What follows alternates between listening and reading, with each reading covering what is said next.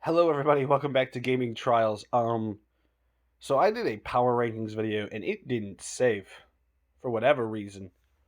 So this is my power rankings. The Overwatch League starts in like 20 minutes. I still gotta predict things. So, number one, Shock. You can't go against them. They've won the past 2 years in a row, and until they start losing dramatically, you have to assume that they're probably going to be the favorites for the season. Shanghai is number two. I think they're still the best team in APAC. Seoul Dynasty 3, probably a little high. I would not be surprised if they fell further down. In fact, I'm gonna put them as as fifth because I don't trust them. Um,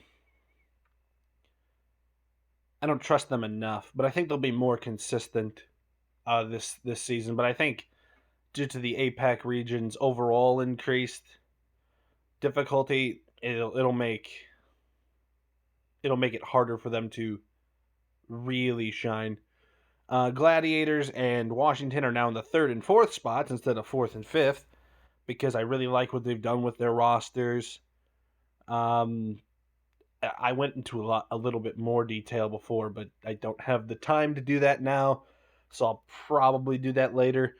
Justice is below Gladiators because we still need to see them in action because they have a lot more newer players, non-veteran players. Philly has visa issues. That's why they are in the 6 through 10 and not Dynasty, because who knows what's going to happen because they've got two different players. I think it's Hotba and Toby instead of Funny Astro and Fury. So they'll probably lose a little bit due to not being as cohesive as before, as they're all not having as much team synergy. When you have two players that aren't on quite the same page, it's going to be quite difficult to get a move on, but I think they'll be overall fine once they get their full roster back. Dallas Fuel, I like the changes they made. Mayhem just are kind of about the same as they were last season, but they were very consistent and very good, and they have good coaching, so I think they'll be fine. Chung Doom has improved their roster a bunch, and I'm sorry that I'm kind of rushing through this, but I do have to get to the predictions. Atlanta Reign at number 10. Some people I think are putting Atlanta Reign a little higher. All they've really done is gotten a better DPS, and I think that bumps them up a little bit from where they were last season, but I don't think it bumps them up too much.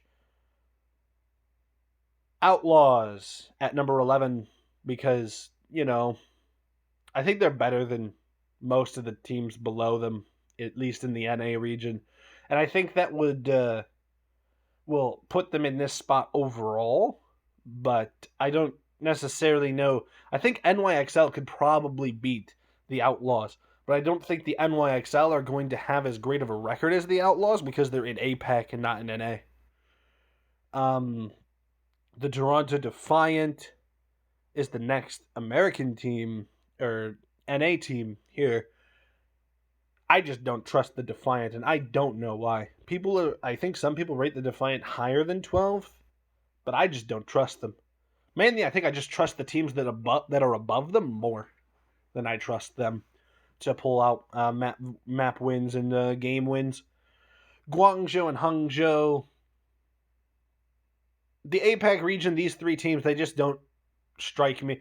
All the other APAC teams have made significant improvements, I would say, with the exception of Shanghai, but Shanghai didn't really need to make any significant improvements. They just need to stay about the same. Nothing too significant that I think puts them in contention for the upper echelons of the APAC region. And then Boston, Paris, London, Vancouver, just not. I mean, some of them made improvements, but nothing that really sticks out. Nothing that makes you go, oh, hey, now the team feels pretty great. In fact, Paris, I think, downgraded their roster instead of upgraded their roster. I think half of their roster, I believe, went to Dallas. And Dallas had to let Soon go. I could be wrong. It could no. Soon was on Boston, I think. Boston had to let Soon go. It was either Dallas or Boston. I'm pretty sure it was Boston. And then Valiant's at 20th place. I don't know what to say about this. It's just, if you look at the Valiant team, the only team that they might have a better record than is nobody. Like, I don't see it happening. Like, I could see Vancouver beating maybe Boston, Paris, and London, but I could not see the Valiant. The only team that I could see Valiant beating in a head-to-head matchup is probably Vancouver. And they don't even play Vancouver because Vancouver is in an A and the Valiant are in APAC.